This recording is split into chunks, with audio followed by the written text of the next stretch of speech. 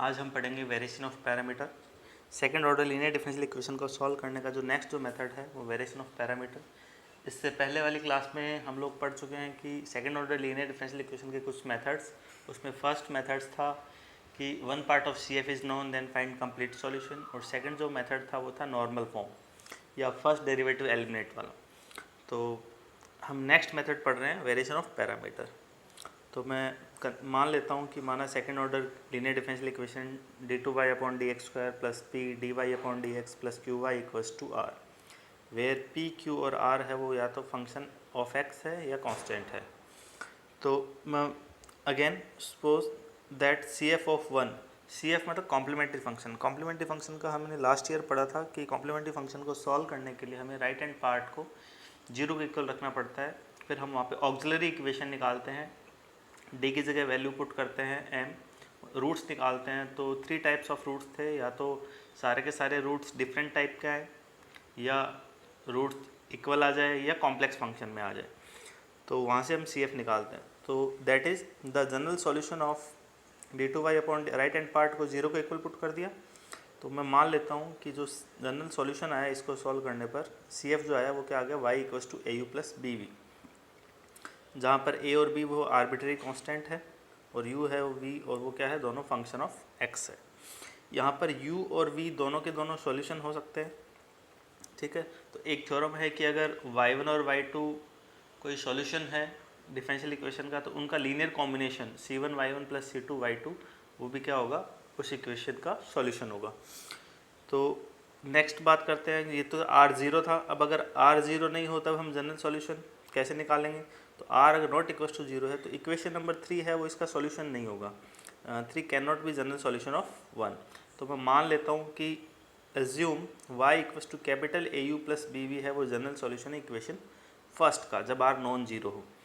तो जब y equal to AU plus BV general solution है तो उस केस के अंदर क्या होगा, वेयर a और b दोनों के दोनों क्या है, कांस्टेंट नहीं है। यहाँ पर a और b दोनों के दोनों कांस्टेंट नहीं है, but function of x to be so x के फंक्शन है। तो a और b मुझे इस प्रकार से चूज़ करना है कि इक्वेशन नंबर फर्स्ट को वो क्या करे, सेटिस्फाई करे। तो जनरल सॉल्यूशन है फर्स्ट का, तो जनरल सॉल्यूशन क्या होता है, जो दी गई इक्वेशन को सेटिस्फाई करता है। तो इसलिए यहाँ पे जो भी मैं सॉल्यूशन चूज़ कर रहा हूँ y equal to AU plus BV, वो इस इक्वेशन को सेटिस्फाई करनी चाहिए। तो a और b की वैल्यू फाइंड आउट कैसे करेंगे। a और b की वैल्यू फाइंड आउट करने के लिए मैं क्या करूँगा कि we take u dA/dx plus v dB/dx equals to 0 put. Now differentiate 4, equation number 4 ये वाली है, इसको डिफ्रेंशिएट करता हूँ तो dy/dx इक्वल्स टू क्या आएगा, a du/dx plus u dA/dx b dB/dx v dB/dx। समीकरण नंबर 5 से मैं यहाँ पे वैल्यू पुट करता हूँ u dA/dx plus v dB/dx की, तो वैल्यू क्या बचेगी, dy/dx equals to a du/dx plus b dB/dx। Again differentiate, तो d2y/dx² क्या आ जाएगा, a d2u/dx² plus dA/dx du/dx plus का b d2v/dx² dB/dx और dV/dx, ये आ गया। तो मेरे पास 3 वैल्यू आई, y की आई, dy/dx आई और d2y/dx आई। ये सारी की सारी वैल्यू मैं इक्वेशन नंबर फर्स्ट में पुट करता हूँ, देखता हूँ किस फॉर्म में ये कन्वर्ट। इक्वेशन नंबर फर्स्ट कौन सी है, ये वाली। तो d2y/dx² की वैल्यू पुट कर देता हूँ, तो ये मैंने यहाँ पे वैल्यू पुट कर दी है, प्लस का p dy/dx की वैल्यू आ गई और यहाँ पे y की वैल्यू आ गई equals to r। Value put करते हैं तो यहाँ से देखो u वाली टर्म u वाले के साथ में ले लेते हैं, v वाली टर्म v वाले के साथ लेते हैं, और जो बचा है वो उसको साथ कर देते हैं। तो क्या आ गया, a d2u/dx² plus p du/dx plus qu plus का b d2v/dx² प्लस का p dv/dx प्लस का qv इक्वल्स टू da/d, जो भी डेरिवेटिव आ गए a और b और v और u के इक्वल्स टू r। अब देखो u और v कि जो second order linear differential equation आई है, इससे हमने क्या मान के चले थे, u और v इक्वेशन नंबर थर्ड या फोर्थ कोई भी इक्वेशन नंबर थर्ड में क्या था, u और v दोनों के दोनों सॉल्यूशन थे। तो सॉल्यूशन क्या होता है, जो दी गई इक्वेशन को सेटिस्फाई करते हैं और उनका लीनियर कॉम्बिनेशन भी सॉल्यूशन बनता है। तो u और v अगर सॉल्यूशन है तो दी गई इक्वेशन को सेटिस्फाई करेंगे, मतलब d2u/dx² plus du/dx plus qu equals to क्या आएगी, 0। D square V upon D X square plus P D V upon D X plus Q V equal to उसकी वैल्यू क्या होगी 0। तो ये दोनों तो 0 हो जाएंगे, तो बचेगा क्या, केवल ये बचेगा। तो ये वाली इक्वेशन आ गई। तो समीकरण नंबर 5 और समीकरण नंबर 8 से, तो समीकरण नंबर 5 कौन सी थी ये, और समीकरण नंबर 8, या तो इन दोनों को सॉल्व कर लो जैसे हम नॉर्मल इक्वेशन सॉल्व करते थे। एक्स और वाई में कोई इक्वेशन गिवन थी तो एक्स की वैल्यू और वाई की वैल्यू कोफिशिएंट को इक्वल रख के निकालते थे, तो वहाँ से ये वैल्यू फाइंड आउट हो जाएगी। यहाँ पर जो ये वैल्यू आई इसको हम बोलते हैं डब्लू। डब्लू मतलब रॉन्स्किन। रॉन्स्किन होता है जो दो सॉल्यूशन जो आए यू और वी उन सबका डिटरमिनेंट नॉन जीरो हो तो एल आई सॉल्यूशन वो रॉन्स्किन में आता है। तो रॉन्स्किन डब्लू एंड यू, तो रॉन्स्किन क्या आएगा, U V D U upon D X D V upon non zero value आनी चाहिए, मतलब दोनों के दोनों एल आई सॉल्यूशन है जो यू और वी आए।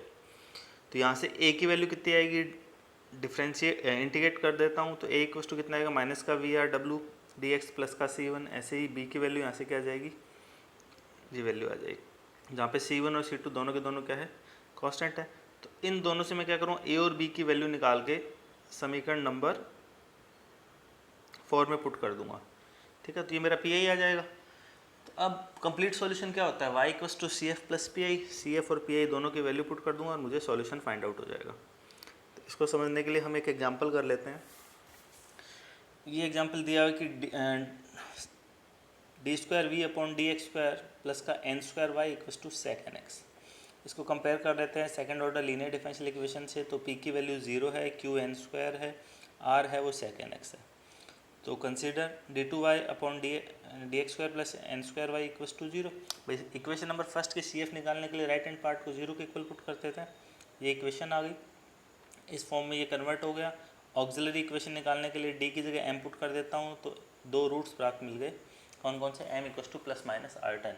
तो कॉम्प्लेक्स मिलेंगे तो सी एफ क्या आएगा कॉम्प्लेक्स के, C1 cos nx plus C2 sin nx, जहाँ पे C1 और C2 दोनों के दोनों क्या है, आर्बिट्रेरी कांस्टेंट है। मैं मान लेता हूँ U है वो cos nx है, V है क्या वो sin nx है, और R कितना दे रखा है यहाँ पे sec nx दे देता है। और रॉन्स्किन क्या आएगा इसका कि U V derivative of U सारी वैल्यू पुट कर देता हूँ, तो रॉन्स्किन क्या आ गया, नॉन जीरो आ गया। तो मतलब U और V जो हमें cos x और sin x है वो दोनों के दोनों Li है। P I of equation number first, जब आर की वैल्यू नॉन जीरो है तो मैं मान लेता हूँ कि पी आई कितना है, ए यू प्लस बी वी है। कैपिटल ए और कैपिटल बी की वैल्यू फाइंड आउट कर लेते हैं। तो कैपिटल ए के लिए फॉर्मूला क्या था मेरे पास, माइनस का V R upon W D X. V की वैल्यू कितनी है यहाँ पे, साइन एन एक्स है। डब्ल्यू की वैल्यू कितनी है यहाँ पर, एन है। और आर की वैल्यू कितनी है, सेक एन एक्स है। सारे की सारी वैल्यू यहाँ पे पुट कर देता हूँ। तो ये कितना आ गया, minus sine N X sec N X upon N D X. तो 1 अपॉन एन बार आ गया। ये कितना बन गया, सेक एन एक्स क्या होता है 1 अपॉन कॉस एन एक्स, तो ये बन गया टेन एन एक्स।